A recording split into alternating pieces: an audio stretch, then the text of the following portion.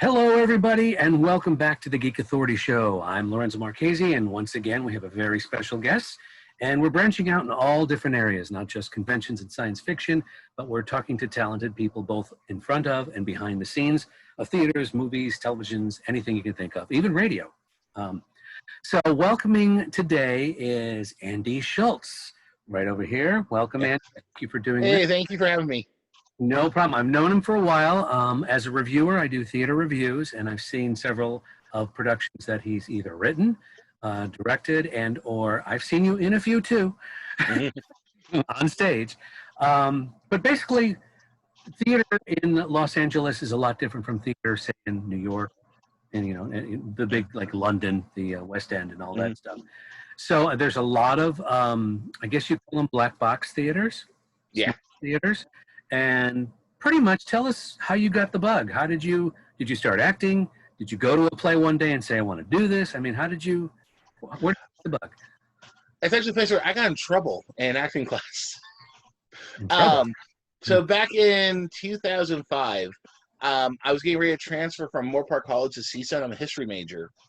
And I'd taken all my hard classes during my first 2 years in college, to have an easier time at CSUN. And I needed an art class to transfer. And the only thing that was available during my availability was a beginning acting class. And I had this teacher, her name was Kathy Lewis, who was one of the most unique, interesting individuals you'll ever meet. Because she was like, everybody would say, oh, she looks like your regular grandma. No, she was like, she has a mouth of a sailor, but she was funny as hell.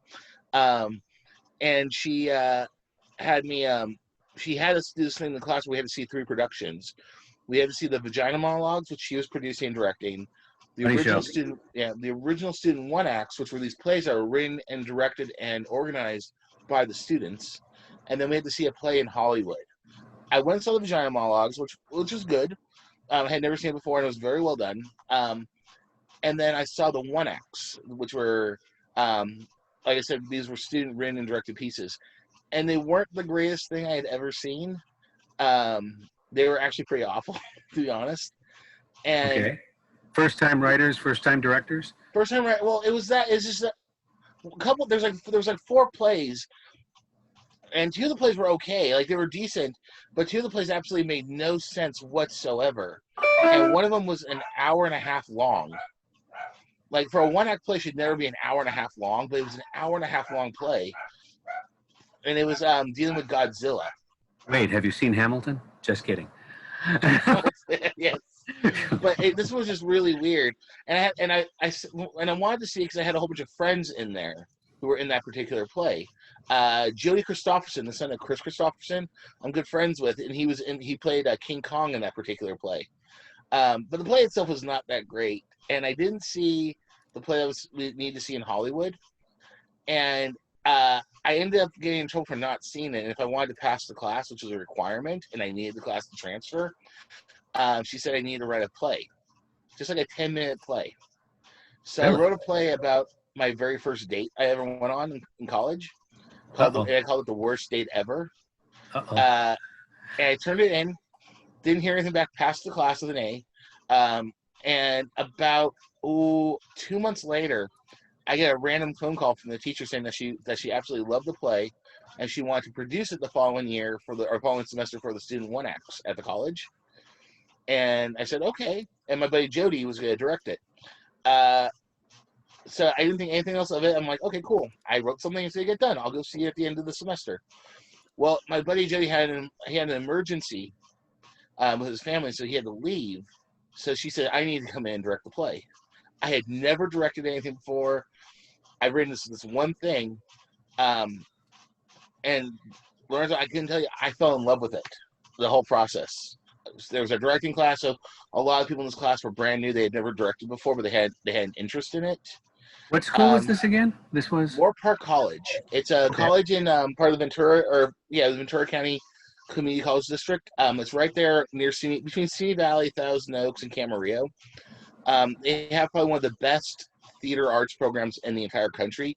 They actually have 3 theaters inside their campus. They have a forum, a black box studio that holds about 120 people, and then a 300 seat main stage theater. They actually has a spiral lift stage, so they can do different things with it.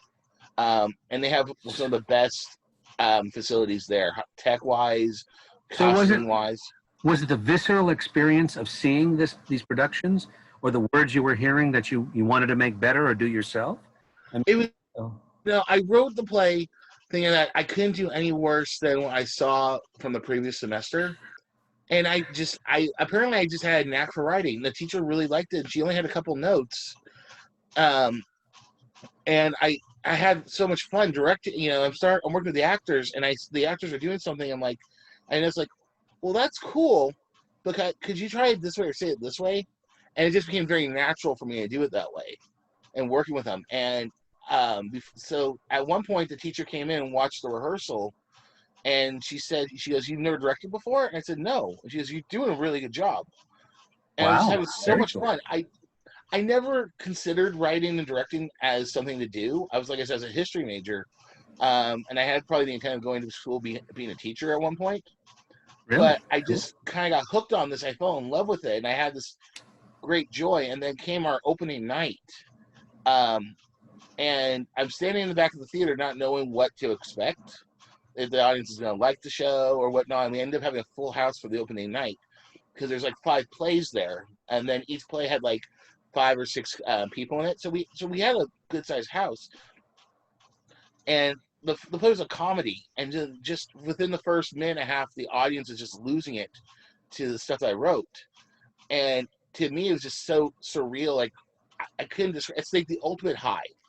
Like Right. you could never achieve that kind of high ever, and I keep chasing it now, and I Right. kind of get there, And personally, but having directed myself and done theater and stuff, I know that's the same for the actors feeding off mm, after the producers got to sit back and put it all together and realizing, wow, we've got a nice little mix here. I'm going to sidetrack a little bit and got to ask you because I know people watching this are going to ask, why is Shaq behind you? Just a quick little. okay. So I'm a big Lakers fan and LA fan in Uh general. Opening day today. oh, that's Um, right. yes, But and but in the past, because this will be forward. yes, but yeah, I'm a big Lakers fan, and I've always loved Shaq. And my dad was at the mall in Thousand Oaks one day, and they had an art store there. And there was this guy, and he painted this. It's a painting of Shaquille O'Neal, and this artist has painted 2 of them.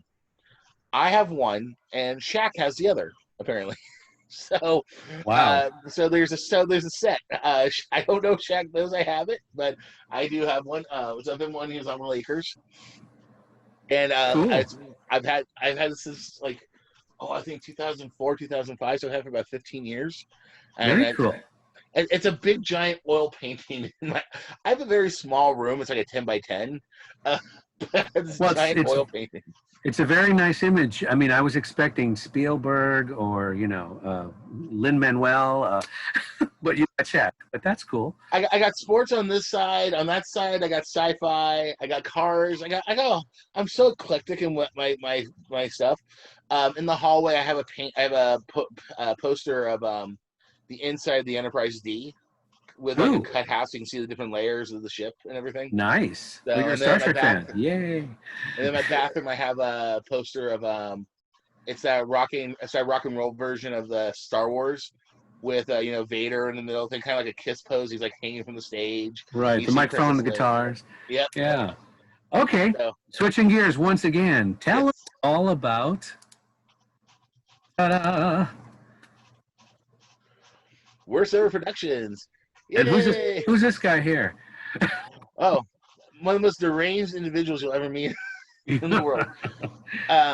So We're Server Productions actually started. It's a nice segue going to Moore Park College. So the first play I wrote was called The Worst Date Ever. And the second play I wrote was originally be called The Worst Funeral Ever, which Ooh. you actually have seen, called The Bereaved.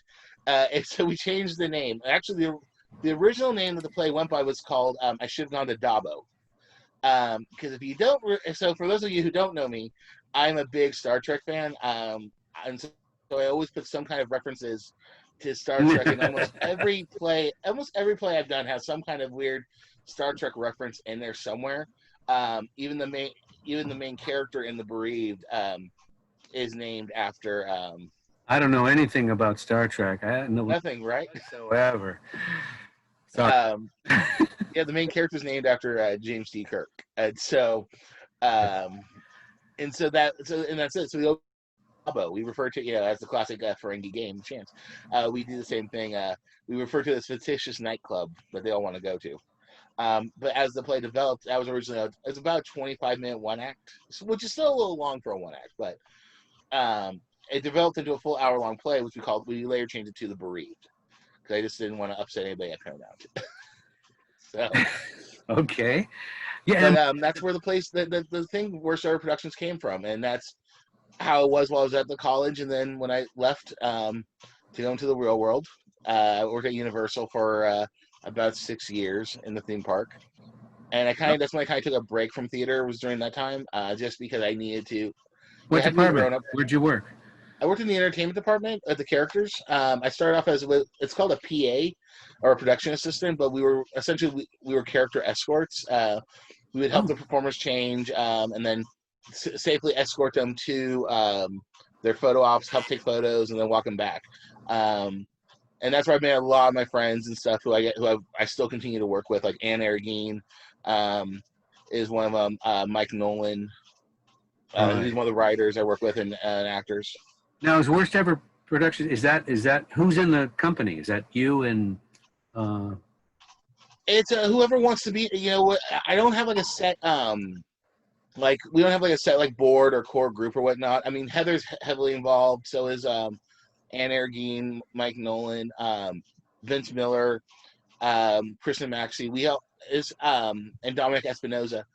We don't have, like I said, like we don't have like a board or whatnot. It's whoever wants to be involved is welcome to be involved. Once you're a part of it, you get to hang out. I'm a firm believer that actors should, and writers as well, and directors should get as much experience wherever they can and go, because that's the only way you grow. You need to, if you stay in one place too long, you kind of get a little bit stagnant. exactly. So it's nice. I think actors and writers and artists in general should get to work with as many different groups or whatnot, just so you get a different experience and it helps you grow. And so, so I treat, just like a lot of other theater companies in North Hollywood, is we're non-union, we're non-dues, we don't do anything like that. You if you're available to act with us and play, awesome. If you're not, that's totally cool too. Come and go. Right, and you're gonna provide me contact information, which I'll put below so people can the link and all that. So yes, that's cool. My question is I know because I know some of the actors that you're working with, and I know I've known you for a while. I know you're working on a production or productions maybe. Where you're rehearsing your actors and you're doing the Zoom thing, because here we are in the middle of the pandemic. How is that working for you? How do you write something where everyone's in a box? Well, so it became a challenge at first. The whole idea about trying to do a Zoom production kind of came out of not, I don't want to say boredom. It was a little bit of like disappointment, frustration. Yes, definitely. So when COVID-19 hit, I think like a lot of people in North Hollywood in the world, we were all under the hope that this would be like a 3-week, 1-month thing that we just had to shut down for, and then by end of April, beginning of May, we'd be back up and running, back to normal. Obviously, that's not the case. But when the whole thing hit back in late March, and everything started shutting down, we were actually in pre-production. We were about a week and a half of opening one show, 2 weeks away from opening up another show, and we were about a week and a half away from holding auditions for a third show. So we were like really in production for 3 shows at that time, and we had to postpone everything. We were including our big show for the year, which is called Twisted Game Night, which is a romantic comedy about secrets and surprises. All takes place while playing Twister. Which, by the way, I have never met, including myself. I thought with my cast, somebody in the cast would know how to play Twister. I had 10 actors. Not one person in our cast knew how to play Twister. Okay, then I must be old because I used to play Twister. But now, speaking of Twister, with social distancing, how the heck do you do that? Oh, that's the whole point. We couldn't. That goes to that whole thing about the theater stuff right now. And that's why I think also part of the thing with Zoom is I don't want to put anybody in danger, whether it's an audience or cast and crew. And so we've all decided that for the rest of the year, up until there's a vaccine and it's safe, to go ahead and not go into a theater. We're going to do everything over Zoom if possible. And then hopefully, they're saying that we might have a vaccine by the end of the year. So hopefully by the beginning of next year, we can start getting somewhat back to normality, or some form of normality, if possible. But with the Zoom, we had worked so hard on all these shows that we were in pre-production for this year that we decided this thing called the online pandemic preview. And what we did was we took little sections of some of the plays that we were working on for the year, like the first 10 minutes of Twisted Game Night. We took one of the things from Lonely at the Top, because we were originally going to be part of Fringe this year. But as you know, Fringe got canceled for this year. What didn't get canceled? Yeah. So everything got canceled. I'm not saying canceled anymore. I'm saying things have been postponed until next year. This is true, but I'll be honest with you. Even when, like, the end of the year, they say a good vaccine by January, early February, not everyone's going to be vaccinated or want to.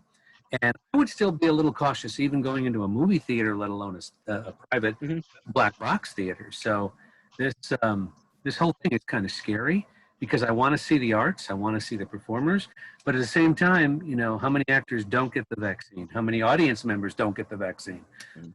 So, I'm like... Well, and that's part of the reason why we're not... we are planning on doing one show next year in the springtime at the earliest, so our stuff wouldn't be going up until April, because my thoughts are this, is that if there is a safe vaccine that does come out by the end of this year, I'm assuming it's not going to be made available to the public until January or February, because I figured the first people who would get it would be first line responders, like doctors, firefighters, police forces, nurses, that kind of people will get it first, and then the general public would be made available in January or February. And so we are looking at like an April or May opening for one show, Critical Hit, which is a D&D inspired musical that we're working on with Chris Campbell and Pierre Alexander Smith. It's a whole it's a 2-act Dungeons and Dragons style musical where it's actually in the world of Dungeons and Dragons. And literally the first song is called Critical Hit. And we actually did a Zoom version of it, just that opening song, with Chris in full armor and everything for the Save NoHo event last month. And so I can actually, I'll be sure to add that. It's on our, it'll be on our YouTube channel. Which I think I sent you the link for, but if not, we'll make sure you guys have it on somewhere on the screen at some point. Yeah, there we go. There we go. And it's a fun song. It's a very campy musical as well. All the music is original. All the stuff is all original, and it's gonna be a lot of fun. It's a huge cast too. It's gonna be like a 20-person cast. How he's gonna do it, but once again, we are being optimistic that we can do it. You say you're rehearsing it, so I'm assuming it's on Zoom. Is it like the acts, or how are you? Well, right now we only do the one song. The hope is that in January or February we will start auditioning, and the first set of auditions, our rehearsals, will be over Zoom. But once it's safe to do so, the plan is to start moving them into a theater space. Small groups at a time is the plan. If it's safe. Obviously, if things are not safe, we will postpone until it is safe. Because once again, I will not put anybody in danger. I will not put any actors, anybody in danger. Unless, I mean, not to mention yourself. Oh, I don't want to put myself in danger. Trust me, I don't. I got too much to do. I gotta go to work this week. Yeah, I'm of the older persuasion, so I'm a little cautious myself. So. I say that. My father's, my father's 60, and I have a 3-year-old niece who lives with me, and I want them to be able to be safe. So, I mean, even though I have to go, it's scary because I go out to work in the public. I work for AAA, which has been fantastic, and they give us such great safety measures. Like, a company that really does care about its employees is AAA. Like, they've gone well above and beyond, cool. And so they got these barriers at our desks that help us. Everybody has to wear masks and gloves at all times. They purposely have restructured the buildings to enforce social distancing. So it's a very safe thing. But obviously, because I'm still out in the public, I'm also very cautious. So I'm always wearing a mask, wearing gloves if I go out. And then when I'm at work, I'm constantly washing my hands. So we are doing that. But there's always a concern. So I'm like overly, like I bathe probably in Purell at some point throughout every day. I'm probably like washing myself up into it. Just I don't want anything to happen to them as well as I don't want anything to happen to myself. So. Okay, I want to dissect you a little. So tell me, in Yes. the writing process of something, does it usually happen where, and I've talked to different people, so is it something like you come up with this idea and you sit down and all of a sudden, boom, it's writing itself? Or are you a person that comes up with a concept, say a scene, and build around it? Or are you the kind of individual that literally looks at a blank page and go, I'm going to write something? It varies. It just kind of depends what I'm looking for, what my mood is. Inspiration? So I'll use Twisted Game Night as an example. So back in 2018, for those who don't know me, I was the general manager of Force of Nature Productions from 2016 to 2018, and Another theater company for people who don't know. based in North Hollywood, Burbank area. They do a lot of plays throughout the year. They do a thing called Rush. I know you've seen a couple of them, where it's a themed show based on, like, we did like 80s themed or Shakespeare, Seven Deadly Sins. So when you're writing for one of those things, obviously you have a theme that's already set for you. And like I'll use 80s as an example. We have to do you pick an 80s song randomly out of a hat, and you're assigned 3 actors, and you have to write a 10-minute play inspired by the song specifically for these 3 actors. And so you have to let the music guide you. So you have to use the lyrics and try to find some inspiration from that. So that one you're kind of literally searching for based on what you're given. But they also do this really cool thing that they do every year, and I know they've kind of postponed it right now because of COVID-19, is they do this thing called a night in so-and-so shorts. Well, they'll take the month of November, and they honor 3 or 4 writers that have been part of the company and want to contribute. And I was very fortunate and honored to be one of those writers during the very first year they did back in 2018. And so, but one of the requirements for that show is you had to write a brand new 10-minute play, whatever you wanted. But it was a 10-minute play that was to be stage read for the very first time at this piece. And so I wrote a play called Love is a Battlefield. And it was a really funny about these 2 people who had just met, fell in love, and got married without really knowing each other before they got married.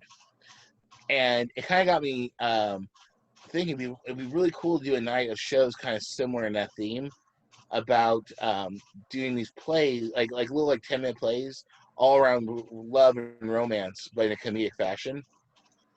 And I started writing one about a play, and I'll go ahead and I'll spoil it a little bit. What happens if you have someone who was dating a porn star? Spoiler alert! Spoiler alert! Spoiler alert! Turn it off in the next second or so. What would happen if your friend was dating a porn star? And I was writing. It literally started off as it was gonna be like a 5 to 10 minute short piece, like a sketch. But as I started playing with it as the scene, and I started working on it, it really developed much further than that. And I started doing research on stuff, and I don't want to go into a lot of details because this has a big impact on the entire show. But an idea that was supposed to be for this little comedic sketch ended up being a full hour-long play. Wow. And so I don't want to say much more than that, but it ended up being something really cool. Clearly a comedy, right? Oh, yes. 90% of what I do is comedy. Yes, it's very comedic. We have a lot of slapstick comedy. Not really raunchy, per se. You would think it would be something raunchy. It's actually not.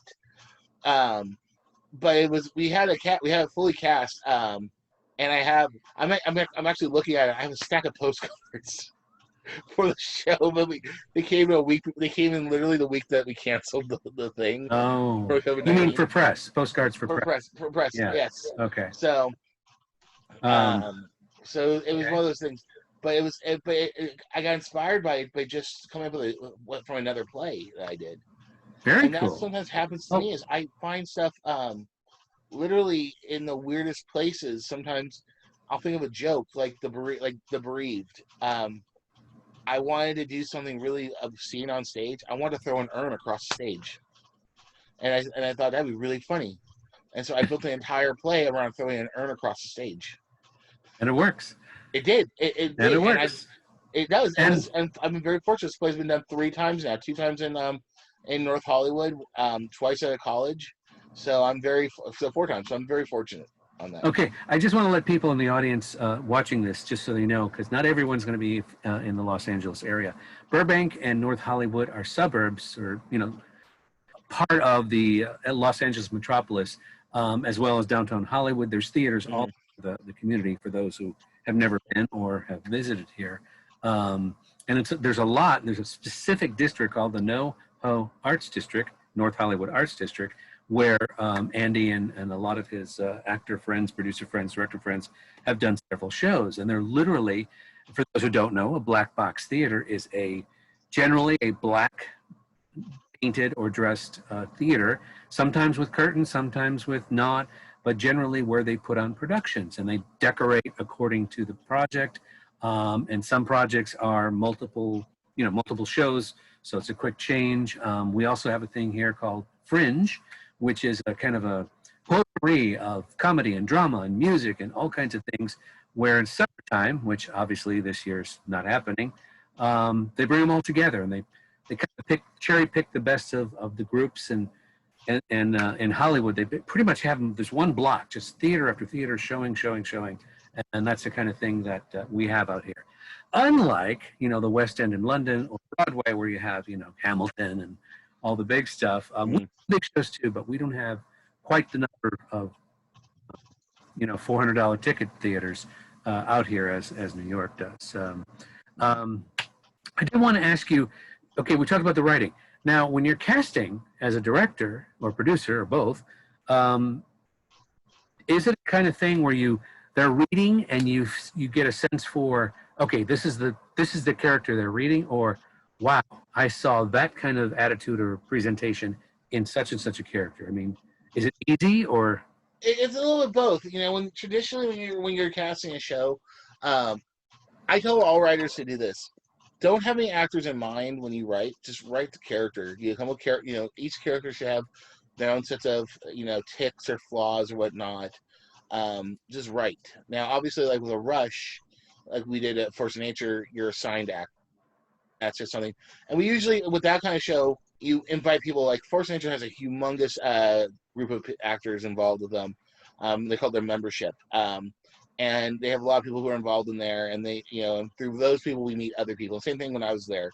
And I have people who obviously I work with who I've auditioned in the past for shows. And so traditionally when you write a play, you write based on what you're thinking about, and then you audition and you pull your actors from there. I've also done shows, and I'll be honest, I broke my own rule with Twisted Game Night. I actually specifically wrote the pieces for specific actors.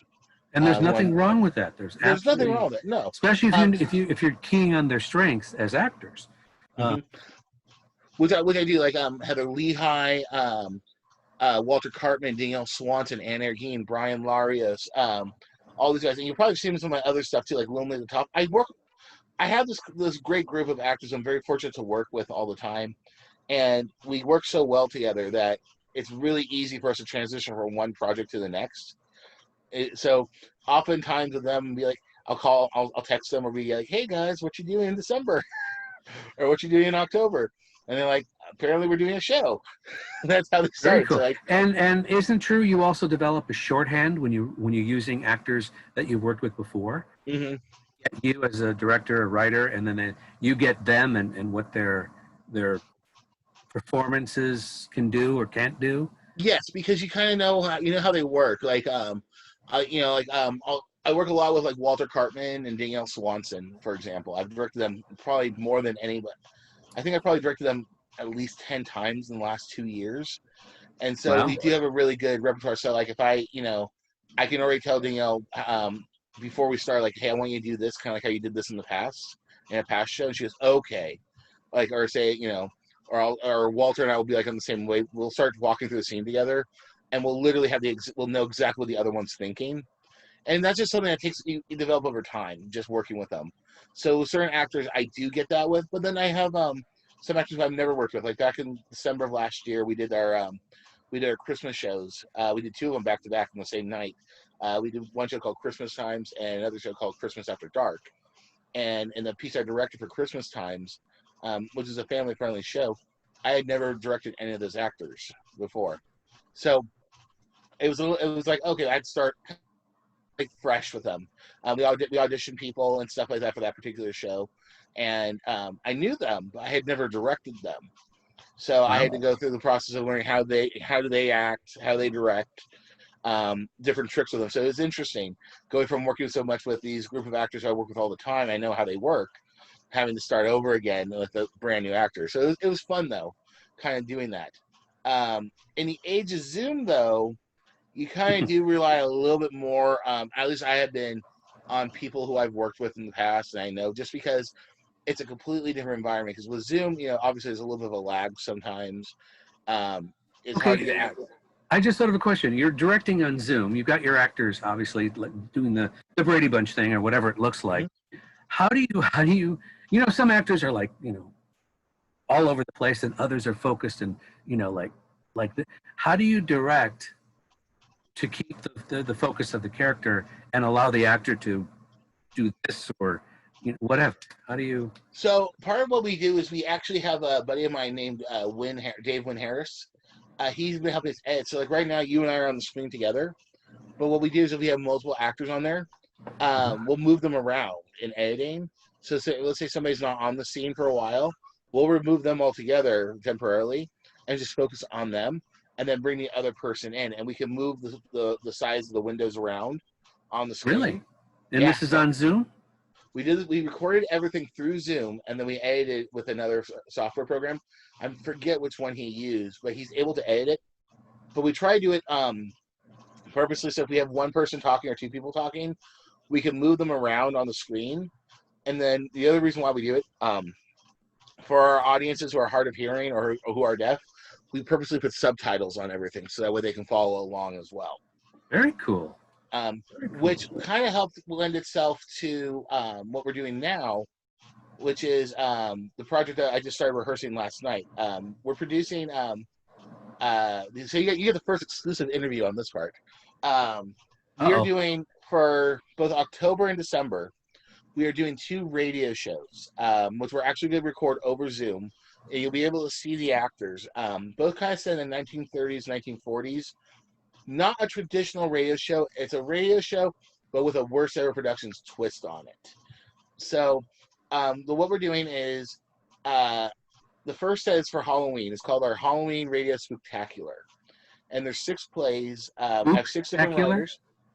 Halloween Radio Spooktacular. Spooktacular, okay. Yes. My little play on words, it's kind of like when you go to Knott's Berry Farm for Halloween. They have that all-you-can-eat buffet. So my little trick on that one. So Spooktacular. And it's we have 6 plays. Each play will have its own night over 1 week in October. And what's cool is we have a really cool mix of different plays for everyone. We have a play for children. We have comedic plays. We have like gothic romance horror. We have like classic noir horror, and then we have like a really cool, like scary radio piece.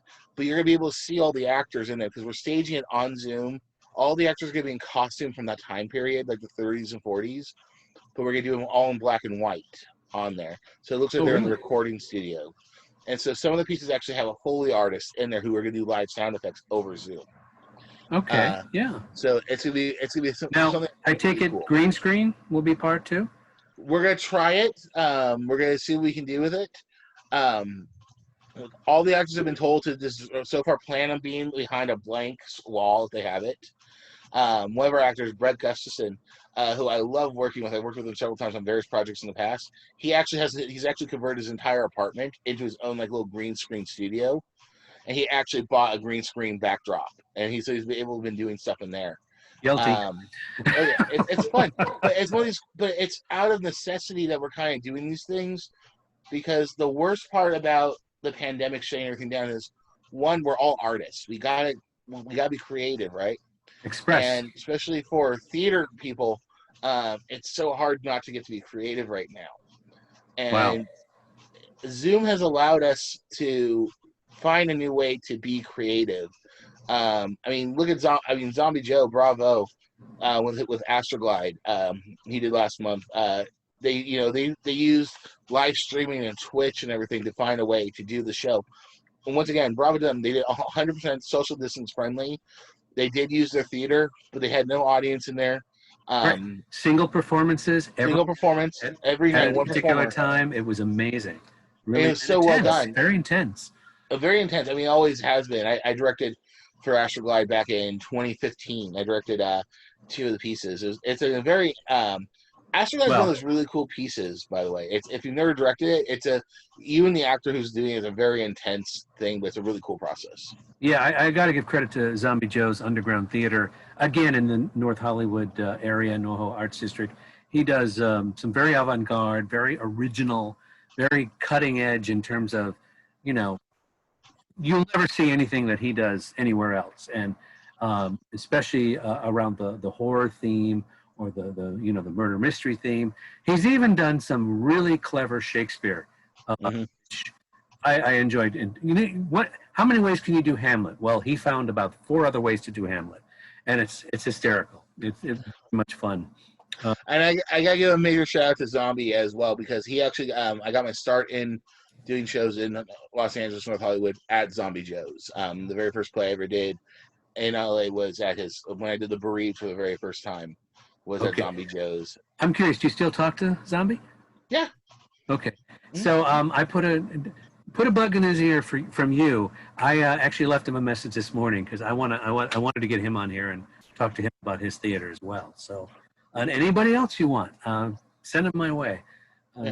I review theater. So.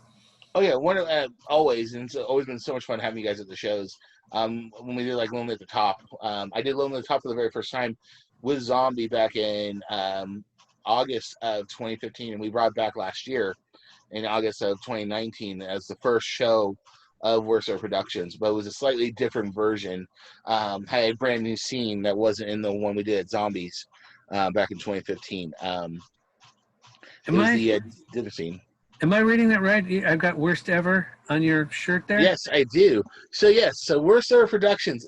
So we were planning on this year having shirts made for Twisted Game Night, but obviously COVID-19 hit, and all of our plans kind of fell to the wayside. And while we were trying to restructure and regroup, figure out what we're gonna do, my birthday's in 2 weeks, and Heather Lehigh, who is she's a wonderful person to work with, and she says hi, by the way, and she misses you. Tell her to call me. I thought so she teaches summer school, and right now she's a teacher, and the whole thing with COVID-19 shutting down the school stuff has been very difficult for teachers across the country, as we know. But bless her, she's really hard on that. Real quick, inside, you'll know what this is. Mm-hmm. This is Heather to a T. Yep, that is 100% Heather. Ahsoka. Anyway, for those of you Star Wars fans. So she's been doing that. She's been writing and directing and producing. In fact, she's in the middle right now. If I'm correct, it's 9:39. She has just started her rehearsal for her piece that she's doing for the Halloween show. Hers is called Treats and Tricks, and I'm not going to give away too much, but she is it's her first piece that she's written that we're producing for the Halloween show. She's directing it because she has some very special actors in it. So I'm not going to say anything more than that, but it's a really cool piece. It's a family-friendly piece.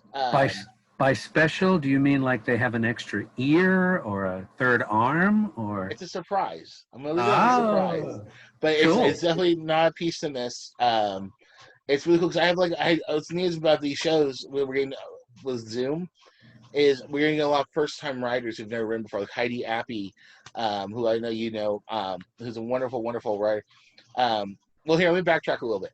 So with the Zoom stuff and everything, one of the things we got to do in addition to doing these radio shows is I've been able to put together a small writing group, like a teaching playwriting class with some actors. And it kind of started out with people wanting to learn how to write a 10-minute play. And I have 4 people in this class. Heather's one of them, Heidi Appy, Mia Gear, and Adam Shows. And we've been doing this basically every week since April.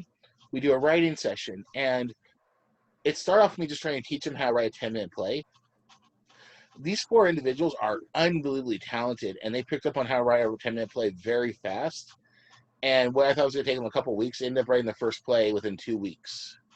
And Wow. since then, they have each have written about 3 or 4 plays, from 10 minutes to 20 minutes. Now, can we see them anywhere? I mean, yes. all So these people doing these projects, but I want to watch them. I mean, okay, so I can tell you about 3. So here's what we got going on. So Heather's first play will be in October, part of the Halloween Radio Spooktacular. Adam, Mia, and Heidi's first plays will be part of the Christmas radio show we're doing in December. Same thing as Halloween, but Christmas themed. nice. And Nice. they're all very different. So what's cool about same thing with Halloween, none of the plays are alike. They're all very different. Same thing with Christmas so far. I also have, so they're writing for that one. I also have like Tosca Minoto who's writing, Mike Baroga. We have Anna Ergine, Mike Nolan, Chris Campbell, all these people who've been writing stuff for them, and it's really neat. So a lot of them are also first-time writers, and so their stuff will go between October and December. Next year, though, when it is safe for us to all go back into a theater, because that was something we were talking about, is when it will be safe, and we can get a full house in there again, because that's the big thing. Because right now, there's no theater directives, as we're, how many people can you have in an audience? By theater, you mean live theater as opposed to live theater, yeah, because you can't have right now, they originally movie theaters were supposed to open up this month, but obviously everything got reversed. right. Shut It was down stage again. 4. That was stage 4. Yeah. Yes, and so they backtracked a little bit just to try to bring the numbers back down. There's been no directive about the black box theaters, and so the average black box theater in North Hollywood is about 40 to 50 seats. So if we go off of what movie theaters are doing, which is they have to have like a quarter of their seats only available, which they can't do yet. They can't do yet. When they can open up, they're supposed to only. I think AMC said they'll only have a quarter of their seats open. That'll be the same thing with theaters. They can only have 10 seats in there, so that means a 40-seat venue becomes a 10-seat venue. And so that's very difficult to do. How do you stage that? What goes on with the actors? Are the actors wearing masks and stuff? We don't know. And so we want them to have. I want these writers to have the proper experience, especially for their first time writing in an actual theater. So next year, when it is safe and we can have an audience in there again, a real audience, we're going to produce the Pandemic Show. And these are 4 brand new plays by first-time writers that have nothing to do with the pandemic itself, other than it was written during the pandemic. But they're all original plays for these first-time writers, and they did such a great job. So we're planning on doing that next year, and that's going to probably be sometime between August and December. That's what I'm aiming for most of our stuff, is the later half of the year, because at that point, I believe it will be safer to go into theaters. So August to December 2021. Yes. Okay. Because I think that'll be the safest time then. So next year, sometime in that period, that will be their first in live theater debut of their stuff. I can tell you this: Heidi and Heather wrote comedies. Mia wrote a really cool dramedy that's really heartfelt, and Adam wrote a really cool thriller suspenseful thing. So everything's a little bit different. And that's then for the Halloween, or that's for the Christmas? That'll be for next year. Next year. Okay. Yeah, for this year, for Christmas, Heidi is working on a very unique comedy. I don't want to say so much about it because it's so unique and so funny that I don't want to reveal anything about it. Because Heidi's working on a really cool piece she has a unique project that has multiple shows in it, and there's a similar theme, and I don't want to reveal what that theme is yet because she's working on something really cool. Yeah, just all I would ask is, because again, I have not been in a theater since March, and I'm like, I need my dose of live theater. Is make sure you publicize it. Let everyone know. So we have planned everything. I don't want to publicize the stuff too much right now, just because it's July, and I know, especially for Halloween, the Halloween community, the haunt community, especially here in Southern California, is not unlike any other community anywhere else in the world. When it Right. comes to haunts and stuff, as you know, Halloween is huge here. We have all the major theme parks. We have all the little smaller haunts. Midsummer Scream was out here. Zombie They had Joe does the Zombie maze. Joe's. Remember that? I was the stage manager of it in 2015. I remember the first I did one. like 5 or 6 shows in a row at Zombie Joe's. I went to the very first Urban Death Tour of Terror a few years prior to that one because my buddy Dave Lynn Harris was involved in all 3 of them when he did it. Wow. So, Wow. So there is a lot going on, even though there's not stuff going on in terms of content via Zoom and the YouTube channels and all that. yeah, we're finding new ways to be creative. It's It's still probably going to be a year before things get kind of back to normal, where you can actually walk into a theater. That's my thought. I mean, we're hoping for April or May. We are hoping, Right. but like I said, I'm not. Well, personally, I'm not going into anywhere unless there's a vaccine. Oh, correct. I'm the same way. There's the other concern is just because I get a vaccine doesn't mean Joe next to me did. Correct. I won't get sick, but I won't get it as bad. You know what I mean? Because of the vaccine, but I don't know. Well, I'm the same way. I don't want to go to any movie theaters. We had toyed with the idea of possibly going in August to go see Wonder Woman, but obviously that got postponed until October. Don't get me started on movies. I mean, Top Gun is supposed to come out today, or not today, but this month, and all kinds of stuff. And I'm like, everything's been postponed, and it's as a fan of everything. One of the worst parts is every convention has been postponed. Comic-Con, got canceled for next year. They postponed the Star Trek convention, which was supposed to be the week of my birthday. That got moved to December. LA Comic-Con announced this morning that they're postponing the show till December now. So everything keeps getting postponed, and I understand why, and it's for the best. I mean, it really is. Nobody wants to see anybody get sick or hurt or or die. whatnot. Oh yeah, nothing like that. I mean, and that's the thing. And so I'm a big fan of wearing masks and trying to keep everybody as safe as possible. And let's ride through it, because hopefully, in a year from now, I'm hoping things can go back to somewhat normal. We can go back into theaters and feel safe and comfortable. Hopefully there's herd immunity. If for those who've not gotten the vaccines, there's herd immunity, which is that there's enough people who have gotten the vaccines that it's creating, a protection. What was it? I think they even said Oxford? You need 60% of the whole planet's population for it to be effective. Yeah, so that's what they're saying. 6 in every 10 have to get the virus, have to get the vaccination. So I'm hoping people do. This is such a nobody in our lifetime has really been through this. Since last time we had anything like this was the Spanish flu over 100 years ago. 1918. And so it's just, hopefully, we can get through this. And I think people, because of how dangerous this is compared to so much other stuff, I mean, I understand some people who've gotten it have not had any real reactions to it and they've been fine. And some people have, died from it. It's a very, picky and tricky virus. But I'm hoping that enough people will go get the vaccine when it happens. And just so you know, in 3 months, it's past, heart attacks, deaths from cancer, all combined. It's like, just one little bug has done a lot of damage. So, trust me, it's one of the things, and that's why as soon as people started canceling stuff back in March, we pulled everything. I think Rick West, I think, voiced it best. He's the creative director for Midsummer Scream. Is that nobody wants that on their conscience either, having doing something and having people get sick from it. No one wants that. And right. I admire their team for canceling Midsummer Scream until next year as well. And everybody else who made the right decision. I think it is sports. They're slowly opening up today. Baseball's opening up with nobody in the audience. Next week basketball opens up. They're all secured in Orlando at the ESPN area there. That's where all the games are going to be taking place, in one area where they can monitor the players and try to keep them as safe as possible. It's the same thing. And so, I mean, it's hoping that everybody does stay safe and we can all get through this, because that's what we all want. I mean, at the end of the day, I think we all want everything to go back to normal. Right. And I It wanted just to. to me, it's just be smart. Just be smart.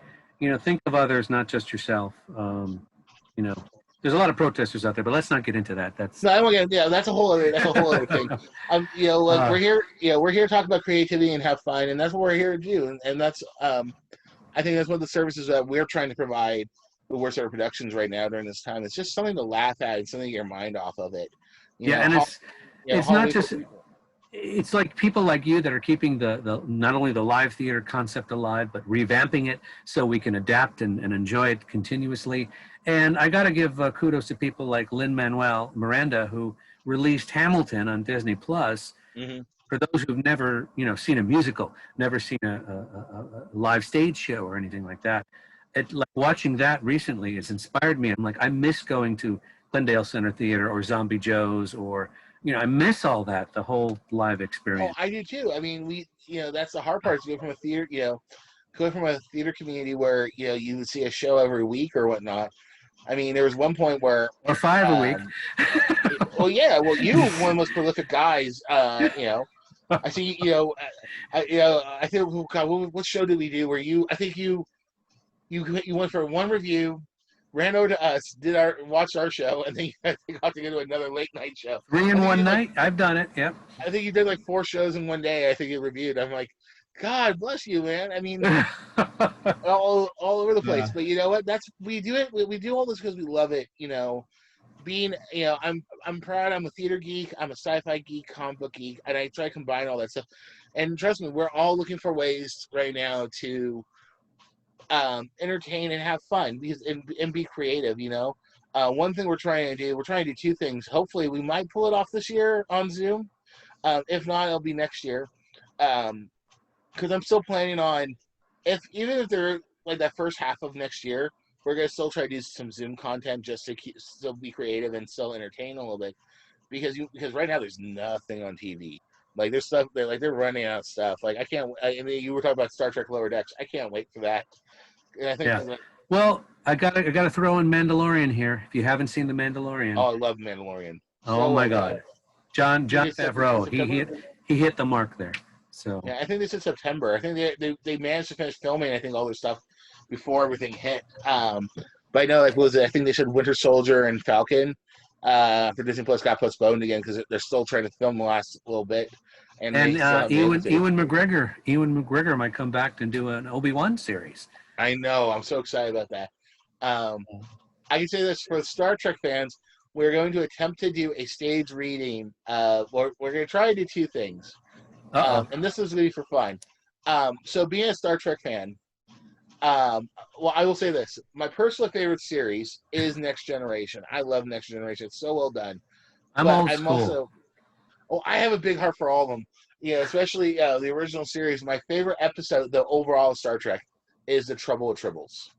Really? Guess what mine is. I'm going to say, oh, God. Is it Trouble with Tribbles also? No. City on the Edge of Forever. I was going to say that one. Oh, everybody else's favorite is that one.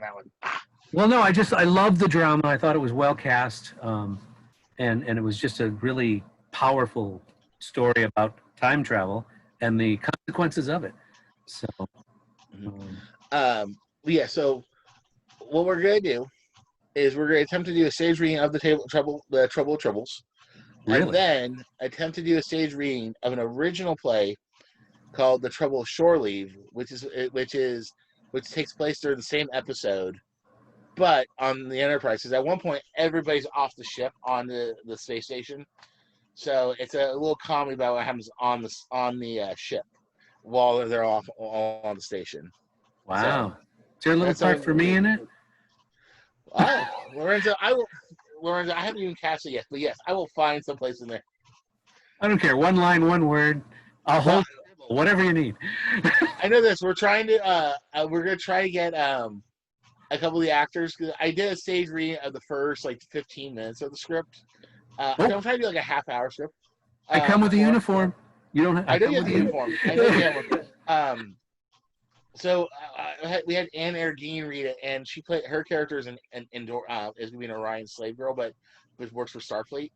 So I asked her, what's your thoughts on being painted green? She goes, I am so down to be painted green. That's her exact word. And Good for her.